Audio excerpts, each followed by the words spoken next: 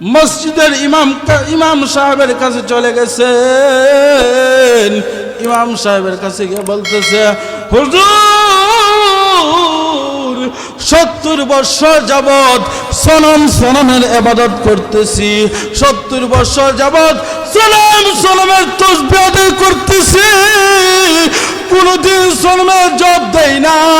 আজকে দিয়ে আমি সনমের পরিবর্তে আমার সব কথা লেসন হইয়া আমার জবানটা পিছলাইয়া সনমের পরিবর্তে সমাজ শব্দটা এসে পড়ছে। সমাজ শব্দের অর্থ কি হুজুর?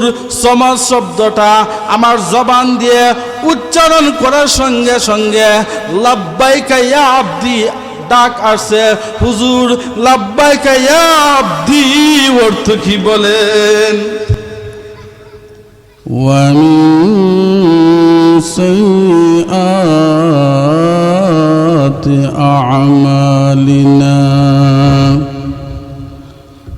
মান ইয়াহদিহিল্লাহু ফালা মুদিল্লা লাহু ومن يضلله فلا هادي له ونشهد أن لا إله إلا الله وحده لا شريك له ونشهد أن سيدنا وسندنا وحبيب ربنا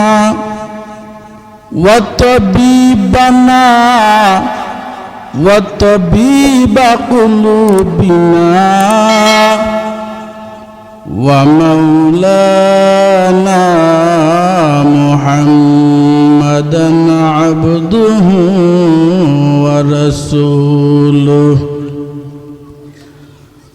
أما بعد فأعوذ بالله من الشيطان الرجيم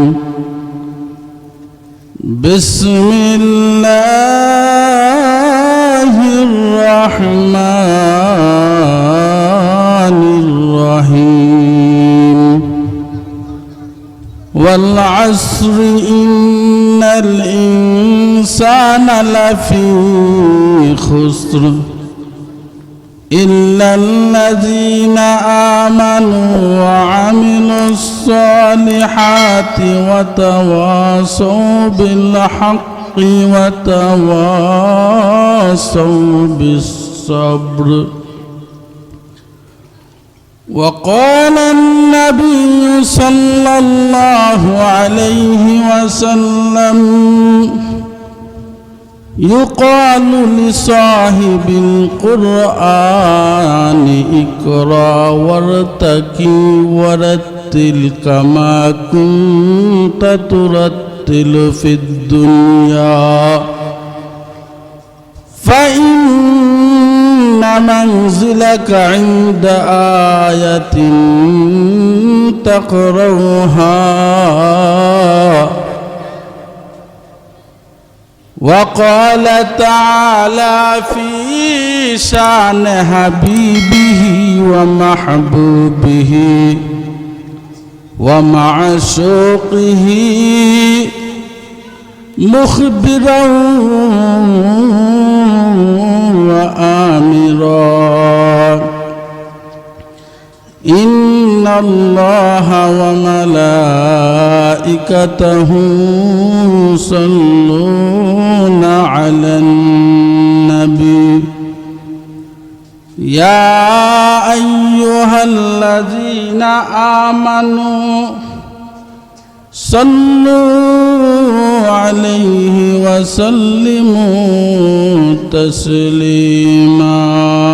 صلى الله وعلى محمد صلى الله عليه সাউন্ড বাড়াই দো না, সাউন্ড বক্সটি দিক দিয়ে দেবেন না।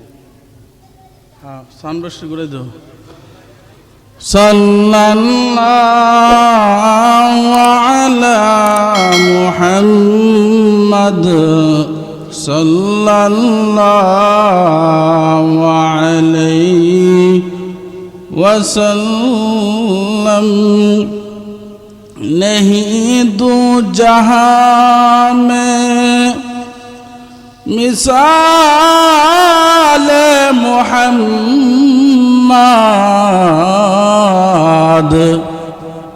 कमाल खुदा है जमाल मुहम्मद सल्लल्लाहु अला मुहम्मद सल्लल्लाहु अलैहि। बलगल उला बिकमालिही कशफद दुजा बिजमालिही हसनत जमीअ खिसालिही सल्लु अलैहि व आलिही। रहे मेरे मस्कन हवाली काबा,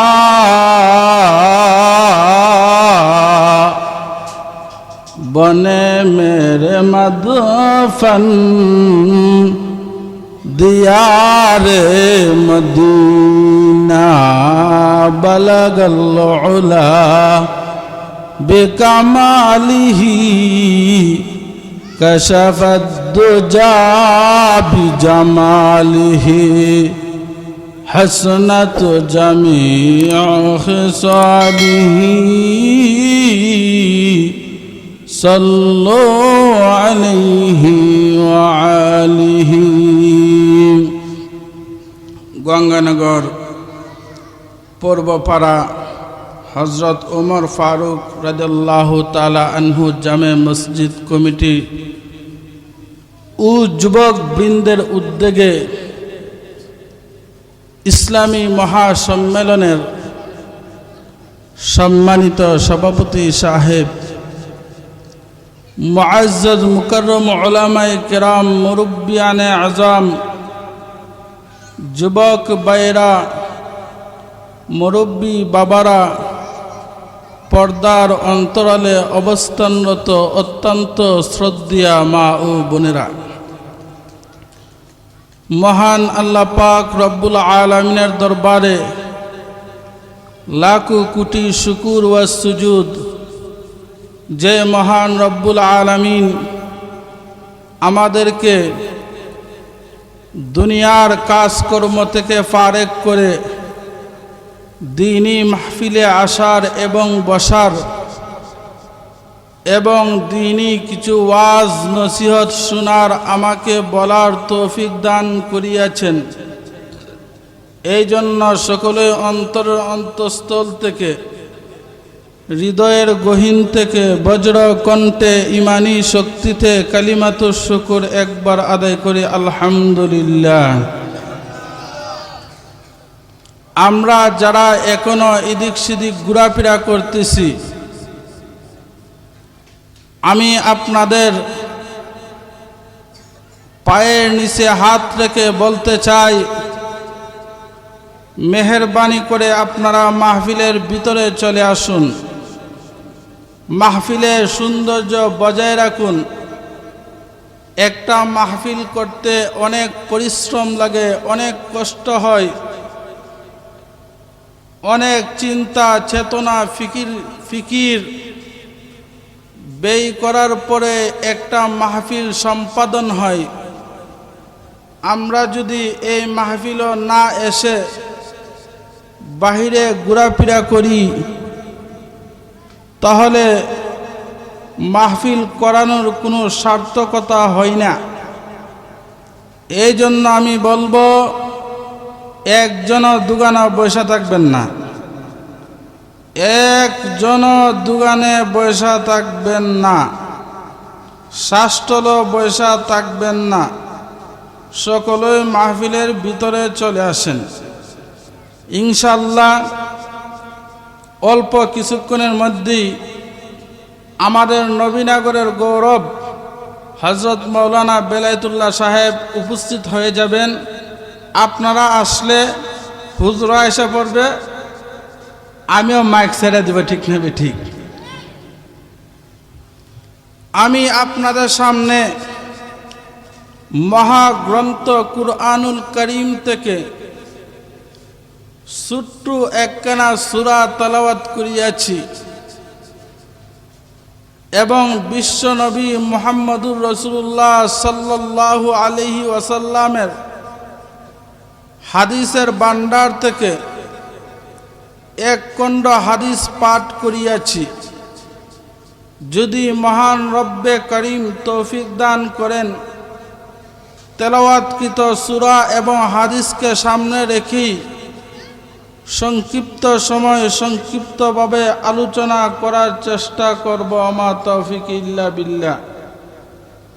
আমার সুরও নাই, সারও নাই, এলেম নাই, কালাম নাই। মুরব্বিদের দোয়া, মুরব্বিদের আদেশক্রমে আমি আপনাদের সামনে উপস্থিত হয়েছি। এইভাবে দুই চারটা কথা বললে আপনারা আমার কথা বুঝবেন তো ইনশাআল্লাহ। আমি যে সূরা তেলাওয়াত করিয়াছি,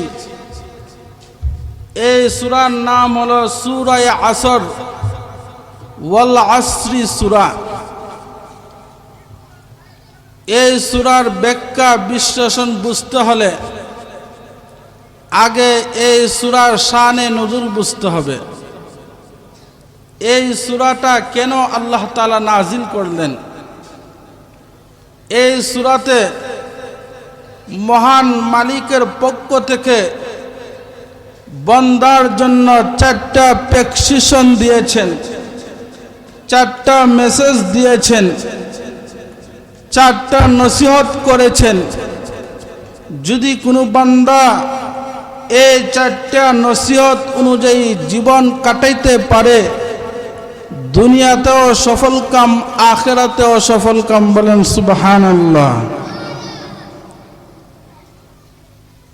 এই সূরাটা মহান মালিকের পক্ষ থেকে, এই সূরাটা বান্দার জন্য নাজিল করেছেন। আমাদের মালিককে একবার বলেন, আরো জোরে। আমাদের মালিক হলো আল্লাহ। আমাদের মালিক হলো আল্লাহ। কোন যুবক যদি একবার আল্লাহকে ডাক দেয়, আল্লাহ 70 বার জবাব দেন, বলে লব্বাইক ইয়া আব্দি, লব্বাইক ইয়া আব্দি। বান্দা আমি হাজির আছি, আমি হাজির আছি। এক মুশরিক অগ্নি পূজারী, সে আগুনের পূজা করত। 70 বছর যাবৎ আগুনের পূজা করে। তুলসী গাছকে ডাইনে রাখে, আগুনকে সামনে রেখে সে জিকির করে, সনম সনম সনম সনম সনম সনম সনম গো। সনম হলো একটা মূর্তির নাম। সনম হলো একটা মূর্তির নাম হলো সনম। ওই বান্দা 70 বছর যাবৎ সনম সনম তসবিহ পড়তেছে। আগুনকে সামনে রেখে, তুলসী গাছকে ডান দিকে রেখে সনম সনমের জিকির করে, সনম সনম সনম সনম সনম সনম সনম গো। 70 বছরের ভিতরে একদিন তার মূর্তি জব দেয় না। 70 বছর পরে হঠাৎ একদিন সবকতে লিসান হয়ে তার জবানটা পিছলাইয়া তার জবান দিয়ে বের হয়ে গেছে সমাদ। সনমের পরিবর্তে সমাজ শব্দটা বের হয়ে গেছে। সঙ্গে সঙ্গে গায়েব থেকে আওয়াজ আসছে, লাব্বাইকা ইয়া আব্দি, লাব্বাইকা ইয়া আব্দি। সমাদ হলো আল্লাহ 99টা সিফতি নামের থেকে একটা নাম হলো সমাদ। আমার ভাইরা, বান্দা যখন সনমের পরিবর্তে সমাজ শব্দটা একবার উচ্চারণ করেছে, গায়েব থেকে আওয়াজ আসছে, লাব্বাইকা ইয়া আব্দি, বান্দা আমি হাজির, বান্দা আমি হাজির। ওই মুশরিক সে হঠাৎ দাঁড়িয়ে গেলেন আর বলতে লাগলেন, 70 বছর যাবৎ সনমের তসবিহ আদায় করতেছি, কোনোদিন সনমের জব দেই না, কোনোদিন মূর্তি থেকে জব আসে না, কোনোদিন আগুন থেকে জব আসে না, কোনোদিন তুলসী গাছ থেকে জব আসে না। আজকাদি সনমের পরিবর্তে সমাজ শব্দটা বলার সঙ্গে সঙ্গে গায়েব থেকে আওয়াজ আসছে, লাব্বাইকা আব্দি, লাব্বাইকা আব্দি শব্দের অর্থ কি? ওই মুশরিক বাড়িতে আসলেন, বাড়িতে এসে মসজিদের ইমাম সাহেবের কাছে চলে গেছেন।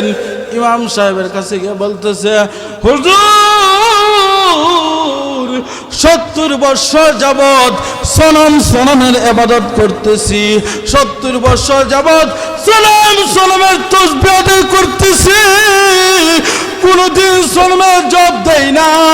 আজকে দিয়ে আমি সনমের পরিবর্তে আমার সবকতে লেসন হইয়া আমার জবানটা পিছলাইয়া সনমের পরিবর্তে সমাজ শব্দটা এসে পড়ছে। সমাজ শব্দের অর্থ কি? হুজুর, সমাজ শব্দটা আমার জবান দিয়ে উচ্চারণ করার সঙ্গে সঙ্গে লাব্বাইকা ইয়া আব্দি ডাক আসে। হুজুর, লাব্বাইকা ইয়া আব্দি অর্থ কি বলেন? সুবহানাল্লাহ। হুজুর ডাক দিয়ে বলে, হে মুশরিক, তোর ভাগ্য খুলে গেছে। আমি 60 বছর যাবৎ আমি আমার মালিককে ডাকতেছি আল্লাহ আল্লাহ বলে, আমি কোনোদিন ডাইরেক্ট জব পাই না। আর তুই 70 বছর পরে একবার সনমের পরিবর্তে সমাজ শব্দটা তোর জবান দিয়ে এসে পড়েছে, তুই আল্লাহর পক্ষ থেকে জব পাইছ। লাব্বাইকা ইয়া আব্দি অর্থ হলো, বান্দা আমি হাজির আছি, আমি হাজির আছি। হে মুশরিক, আর দেরি করিস না, যা গোসল কর, আমার কাছে চলে আ, গোসল করে। ওই মুশরিকটা গোসল করে ইমাম সাহেবের হাত ধরে কালিমা পড়ে মুসলমান হয়ে গেলেন। বলেন সুবহানাল্লাহ। আমার ভাইয়েরা, আমার মাওলাকে যদি ডাক দেন, মাওলা জবাব দেয়নি, অবশ্যই দেয়। এই সূরাটা সূরা আসর, ওয়াল আসরি সূরা, এই সূরাটা আল্লাহ তাআলা বান্দার জন্য নাজিল করেছেন। এই সূরাটার শানে নজুল কি? এই সূরাটা আল্লাহ তাআলা কেন নাজিল করেছেন? কোন মুফাসসিরে কেরাম বলেন, এই সূরাটা হযরত আবু বকর রাদিয়াল্লাহু তাআলা আনহু এর শানে নাজিল হয়েছে। নবীজির প্রধান সাহাবী, সবচেয়ে বড় সাহাবীর নাম হলো, সবচেয়ে মর্যাদাবান সাহাবীর নাম হলো খলিফাতুল মুসলিমিন হযরত আবু বকর রাদিয়াল্লাহু তাআলা আনহু। আবু বকর ইসলাম গ্রহণ করার আগে অনেক সম্ভ্রান্ত পরিবারের ছিলেন, অনেক ধনী ব্যক্তি ছিলেন, মক্কার নেতৃত্ব স্থানীয় ব্যক্তি ছিলেন। ওনার অনেক ধনসম্পদ ছিল, অনেক ব্যবসা বাণিজ্য ছিল, কিন্তু ইসলাম গ্রহণ করার পরে ওনার সমস্ত সম্পদ একের পরে এক আল্লাহর রাস্তায় দান করে দিলেন। এইভাবে নবীজির সাথে উনি মদিনায় হিজরত করে গেলেন। আল্লাহর নবী বলেন, আবু বকর হলো আমার গাড়ের সাথী, গাড়ের সাথী আবু বকর। বিশ্বনবী রাহমাতাল লিল আলামিন যখন মদিনার জন্য হিজরত করেন, আবু বকরের ঘরের মধ্যে গিয়ে টুনকি দিলেন, ডাক দিলেন, আবু বকর উঠো। সঙ্গে সঙ্গে আবু বকর বলেন, লাব্বাইকা ইয়া রাসূলুল্লাহ, ইয়া রাসূলুল্লাহ, আমি হাজির আছি। আবু বকর দরজা খুললেন। আল্লাহর নবী রাহমাতাল লিল আলামিন বলেন, আবু বকর রে, তুই কি ঘুমাস না? একটা ডাক দেওয়ার সঙ্গে সঙ্গে তুই কিভাবে গভীর রাত্রে দরজাটা খুললে? আবু বকর ডাক দেয়া বলে, ইয়া রাসূলুল্লাহ, ইয়া হাবিবাল্লাহ, আপনি আজ থেকে 6 মাস আগে বলেছিলেন, আবু বকর রে, মক্কা ছেড়ে মদিনায় হিজরত করতে হবে। আমি 6 মাস যাবৎ বিছানার মধ্যে রাত্রের বেলা পিঠ লাগাই না। ওগো নবীজি, আপনি যদি ডাক দেন আমাকে, আমি যদি আপনার ডাকে সাড়া দিতে না পারি, আল্লাহর আরশের কম্পন সৃষ্টি হয়ে যাবে। মহান মালিক আমার প্রতি অসন্তুষ্ট হয়ে যাবে। আপনি যদি আমাকে বারবার ডাক দেন, আপনার ডাক কাফেররা শুনতে পেয়ে আপনাকে গ্রেফতার করে ফেলবে। এই জন্য আমি 6 মাস যাবত রাত্রের বেলা বিছানার মধ্যে ফিট লাগাই না। ওগো নবীজি, শুধু তাই নয়, তাকায়া দেখেন আমার মেয়ে আসমাও 6 মাস যাবত রাত্রের বেলা বিছানার মধ্যে পিঠ লাগাই না। কারণ আসমা প্রতিদিন রাত্রের বেলা নাস্তা বানাইয়া, রুটি বানাইয়া রেডি করে রাখে আপনার সঙ্গে নাস্তা দেওয়ার জন্য। 6 মাস যাবত আমার মেয়ে আসমাও ঘুমাই না। ওগো নবীজি, শুধু তাই নয়, আপনি তাকায়া দেখেন আমরা সফর করার জন্য 2টা বাহন কিনেছিলাম, 2টা গাধা ক্রয় করেছিলাম। 6 মাস যাবৎ গাধাটাও ঘুমাই না, সারা রাত্র আপনার জন্য গাধাটা অপেক্ষা করে থাকে। বলেন সুবহানাল্লাহ। আবু বকর নবীজির হিজরতের সাথী। নবীজি যখন ঘর থেকে বের হয়ে মক্কা শহর পাড়ি দিয়ে মক্কায় এক পাহাড়ে একটা গুহায় আশ্রয় নিয়েছিলেন, এই গুহাটার নাম হলো গারে সুর বা গারে হেরা। এই গুহাটার ভিতরে নবীজি আশ্রয় নিয়েছিলেন। নবীজি এবং আবু বকর যখন গুহাতে প্রবেশ করেছে, সঙ্গে সঙ্গে গুহার মুখটা মাকড়ে আশা দিয়া জাল পাইতে দিছে, কবুতরে ডিম পাইরা দিছে। গুহার মুখটার দিকে তাকাইলে বোঝা যায় এই গুহাতে মনে হয় 100 বছরের ভিতরে কেউ ঢুকছে না। আমার ভাইয়েরা, মক্কার কাফেররা নবীজিকে তালাশ করতে লাগলেন। এমনকি মক্কার কাফেররা ঘোষণা দিয়ে দিলেন যে নবীকে জিন্দা অথবা মৃত মক্কার কাফেরদের সামনে উপস্থিত করাইতে পারে তাকে 100 আরব দেশের লাল উট পুরস্কার দেওয়া হবে। এই পুরস্কারে আসাম কাফেররা চতুর্দিক দিয়ে নবীজিকে তালাশ করতে লাগলেন। শুধু তাই নয়, কাফেরদের একজন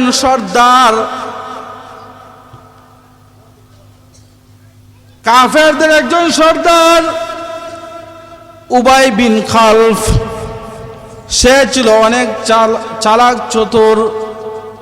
ওই কাফের গর্তের কিনারার মধ্যে চলে গেছে। আবু বকর ডাক দিয়ে বলেন, ইয়া রাসূলুল্লাহ, ইয়া হাবিবাল্লাহ, আপনি তাকায়া দেখেন উবাই ইবনে খালফের পা দেখা যা, তারা যদি একটু নিচের দিকে তাকা আমাদেরকে দেখে ফেলবে। আল্লাহর নবী ইরশাদ করেন, লা তাখাফ ইন্নাল্লাহা মা'ানা। আবু বকর রে, ভয় করিস না, আল্লাহ আমাদের সাথে আছে। বলেন সুবহানাল্লাহ। আমার ভাইরা, আবু বকর এবং বিশ্ব নবী রাহমাতুল লিল আলামিন এই গর্তের মধ্যে অবস্থান করতেছিলেন, কিন্তু এই গর্তের ভিতরে অনেক ছিদ্র দেখা যায়, ইঁদুরের গর্তের মতন অনেক ছিদ্র। আবু বকরের একটা জামা ছিল, একটা চাদর ছিল, ওই চাদরটা ছিঁড়ে ছিঁড়ে ছিদ্রগুলো কাটতেছে। এভাবে সমস্ত চাদরটা ছিঁড়ে সব সিঁদুরগুলো কাটছে। আর একটা সিঁদুর মাত্র বাকি আছে, একটা ছিদ্র বাকি। আমার ভাইরা, আর কোনো আবু বকরের কাছে কাপড় নাই, চাদর নাই, শেষ হয়ে গেছে। একটা সিঁদুরে আবু বকর তার পা দিয়ে সিঁদুরটা ডাইকে রাখছে।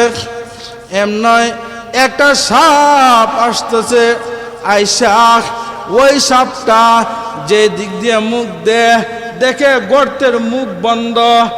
এম নাই, দেখে যান গর্তের তলদেশ দিয়া আবু বকরের পা যে সিঁদুরের মধ্যে, ওই পার মধ্যে সাপটা তার মাথা দিয়ে ধাক্কা দিচ্ছে, কিন্তু আবু বকর পা সরাই না। আমার ভাইরা, আবু বকরের পা সরাই না। হঠাৎ ওই সাপটা কামড় মেরে দিয়েছে। কামড় দেওয়ার সঙ্গে সঙ্গে আবু বকর অজ্ঞান হয়ে পড়ে গেলেন। এমনি বিশ্ব নবী রাহমাতুল লিল আলামিন ঘুম থেকে উঠে গেলেন। উঠে দেখতেছে আবু বকরের চেহারা লাল হয়ে গেছে, অজ্ঞান হয়ে পড়ে গেছে। আল্লাহর নবী রাহমাতুল লিল আলামিন তার শরীরটা চেক করলেন, দেখে তার পায়ে একটা কামড়ের মতন দেখা যায়, একটা কামড় দিয়েছে। কি জানি কামড় দিয়েছে, রক্ত প্রবাহিত হচ্ছে। আল্লাহর নবী বিশ্ব নবী রাহমাতুল লিল আলামিন তার বরকতি তুতু মুবারক হাতে নিয়া আবু বকরের পায়ে সাপের কামড়ের স্থানে লাগাইয়া দিয়েছে। সঙ্গে সঙ্গে আবু বকর সুস্থ হয়ে গেছে। আমার ভাইরা, আল্লাহর নবী এমনি গর্তের কোনায় দেখে একটা সাপ, বলে সাপটা খুব নত যেন হয়ে বসে আছে। সাপটা নবীজির দিকে তাকায় রইছে। আল্লাহর নবী বলে, হে সাপ, তুই কি চিনছত না তুই আমার আবু বকরকে কেন কামড় দিলে? হে সাপ, তুই কি জানোস না আবু বকর হলো বিশ্ব নবীর বন্ধু? তুই কি জানোস না? আল্লাহ তাআলা সাপটার জবান খুলে দিলেন।